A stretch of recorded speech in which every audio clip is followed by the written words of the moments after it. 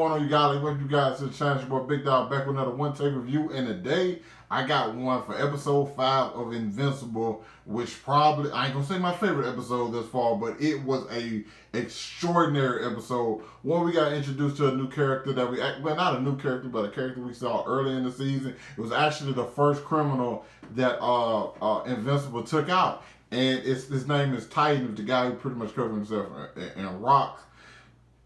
And we saw him take him down earlier this season when he took out, it was a bank robbery, and he was the guy pretty much like guarding the bank robbers, even though like he's pretty much affiliated with them. And then we get to see him like going through different tasks. We get to see both guys' perspective at the beginning of this episode, because you have Invincible taking out like petty criminals, or not even petty criminals, just like criminals in general. And you also have Titan, who was like going through like doing some work, and you kind of seem like they seem like a cool dude. You kind of wondering like, hey, what is this he's doing? And then you see Machine Head, that's his boss. Pretty much, you cannot tell me you didn't get a Black Mass vibe from him, because it's like all the criminal stuff he's doing, and like he's running places, it's like burning them down for like insurance money, all that stuff. It really gave me a Black Mass vibe. But once again, he's a machine though. Which kind of makes you wonder what does a machine want to do with some money though. Hey, it's a machine. Like, what are you doing? Like, did anybody think about that? Like, what does a machine need with money? Okay, that's neither here nor there. We continue with the episode where we have a few different things going on in this episode. One of the things I want to highlight first, even though it just happened at the beginning of the episode, was the Guardians, and they get back to the hideout and everything, and everybody celebrate except for Black Sam. Black Sam basically telling them like, yo, 12 people in the hospital, and y'all over here acting like we just won, we just did something special. No, like, we could have saved people better, and he pretty much shows them their flaws, then we have people mad. Rex is an asshole, okay? Rex is an asshole, okay? That's just plain and simple. He kind of don't think, and like I understand where Black Sam coming from. He keep talking about the guy not having powers. And it's like, all right, dude, that's the only thing. But you're pretty much like the dude version of Jubilee, bro. Like, stop acting like you're all that, bro. Trust me, you're not tough shit.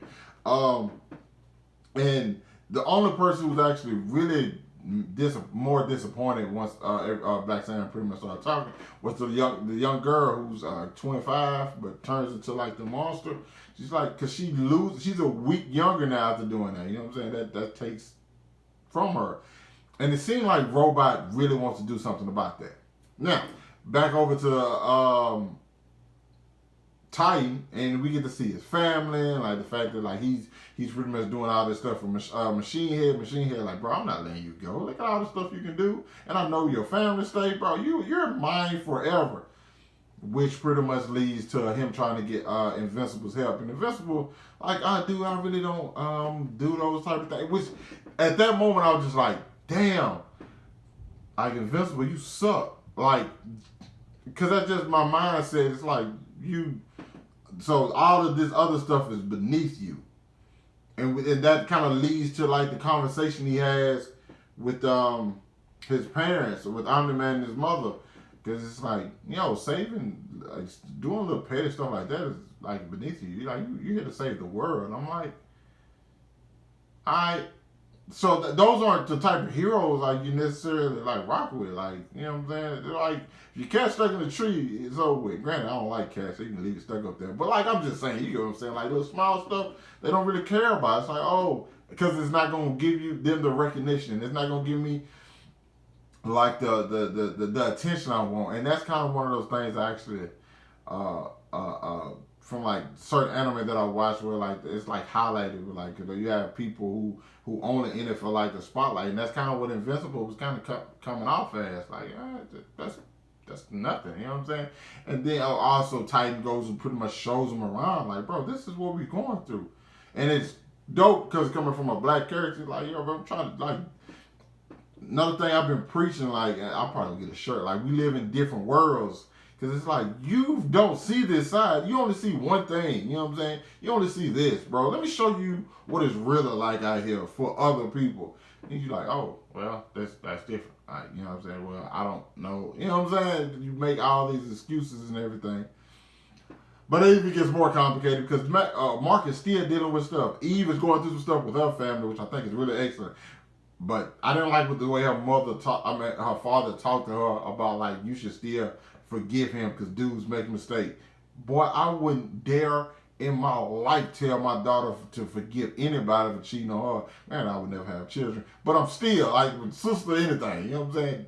They cheat on you once, that's it. You know, you get one opportunity. Ain't no making up. And like your daughter's powerful. She's definitely much more powerful than Rex. Like, get out of here, bro. Like, baby, just move out, Eve. You know what I'm saying? Your dad is a goof. So I didn't like that. I like that scene, but I didn't like her father. He didn't come off well in that scene. Even though he's just like, well, I don't really want you doing the superhero thing. Like, that's you can say that. Like, I don't want you out there doing a superhero thing because your life is in danger, but not because you think somebody else, she needs to be protected by somebody. I know. Kiss my head. Well, we have that, and then we also have Amber still getting on Mark because Mark is always late. And like, what can you expect? Like, the guy's a superhero, but we also find out that Amber knows that Eve's a superhero, but she still doesn't know Mark's one. I'm pretty sure it's gonna come up, considering the fact that the way Mark ended up in this episode, which is not good. Episode is so fire though, because we have these two. We have Invincible and Titan. They pretty much show up. And because Mark agreed to help him, he's like, hey, we do this, we're going to get out of here. But the chip that Titan gave Machine Head earlier basically had him prepared for this. And then they have what's the name, teleports a bunch of villains there. And this is where it even gets crazier, dog. This is where it gets so crazy. You have I can't remember the guy who does the teleportation, but he like Invincible was like, yo, I thought you had him took care of, like oh good, you know what I'm saying?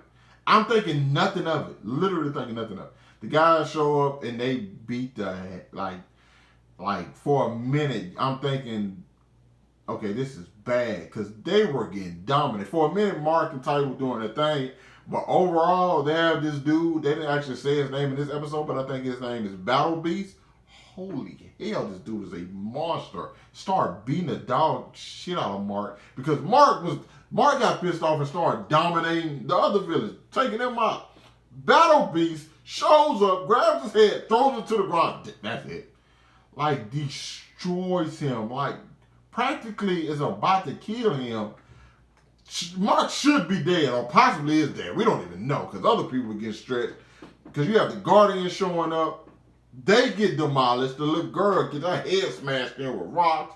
You have Black Sam who's trying to fight with no powers. Listen, Black Sam, retreat. This is not for you. That is their problems. I'm sorry. I know you want to be a hero. That's like, but he's like the best version of a hero. So he's not going to back down. But Invincible take like a realistic approach to certain things. Like just because you know what I'm saying, scream and get hyped, that don't mean you're not finna get stretched though. Because that's exactly what happened to Black Sam. Black Sam probably should be dead too, and the little girl probably should be dead too. But even Robot, like Battle Beast leaves just because he's like, y'all weak. I thought I was gonna get a challenge, which kind of makes you wonder like where the hell Battle Beast come from and how do you get the drop? Because it seemed like he came from a different world. I'm the man up there watching this son get the brains beat out of him and still didn't help. I guess he's just like, well, that's what you get for helping criminals or helping people. I'm just like, yo, what is going on, bro? This is weird, you know what I'm saying? Because you also have the conversation, it takes you back to the conversation between Mark's mom and Omni-Man, which you just like, I can't believe you said being a hero, saving those people were beneath him. He's like, when you first came here, you didn't know what being a hero was like. You know what I'm saying? I taught you that. So like, what are you? And like, I don't know what Omni-Man's goal is though. Like, do we just want to see Mark get stronger so like maybe they can take over the world together or something? Or like, I have no idea what his goal is. Because him killing the Guardians still hasn't yet to make sense or like not even, I'm not gonna say make sense, but like I haven't yet to understand why he did it. So we continue. My bad. I thought I saw something. We continue in the episode where Mark's injured. Other people are injured. Robot Man's here. He's gonna save the girl.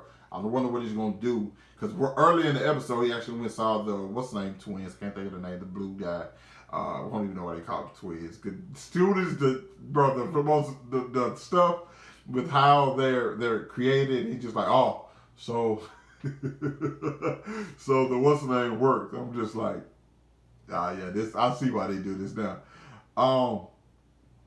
So you have a moment where they're pretty much like talking and everything is going, and Robot Man shows up and he's like, yo, I'm not here to fight, I'm just trying to like get some information about how you do like this DNA test. But like the last person's DNA we saw that he had was Rex's. Why would he want Rex? What is significant about Rex? Like Rex just, I mean, like I said, he's like a male version of Jubilee. Do he want to get rid of Rex because Rex is not a good team person, but his abilities are useful? I don't know. Like there's still so many questions left to be answered in this show, which is one of the best parts about it. Not only that, you have the small stuff. The guy trying to deal with school, his GPA's getting lower. He's dealing with his girlfriend. And then you have these villains. He's getting his world is being open to so many more things, like cosmic level. But at the same time, it's like stuff he didn't even notice was going on right in the same city in which he lives in.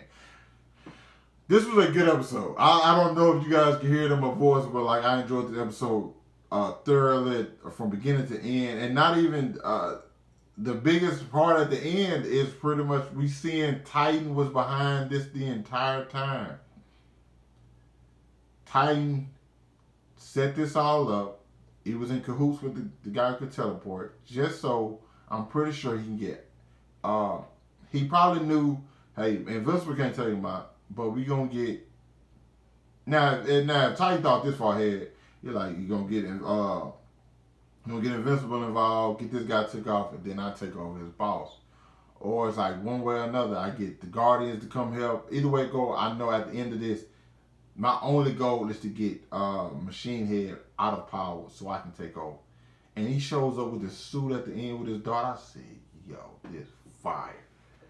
So that's just like another element to the show. Like it's so, bro, the show deep is like it's just so much deeper than you expected it to be. Cause like every time you think just like, okay, cool. Cause like I would have never expected Titan to do that. But it's just like, yo, I'm tired of this situation. I'm trying to change things. It reminded me of Luke Cage at the end of season 2, where like Luke Cage pretty much like runs oh my God, the club or whatever. I can't think of the name of the club, but the one like Cottonmouth used to run. It reminded me of that so much. But great episode, man. You guys let me know what you thought about down in the comments. Hit that like button, subscribe to my channel. Thanks for watching the video. Hope you guys staying safe out there. And I'll catch up with you guys later. Peace.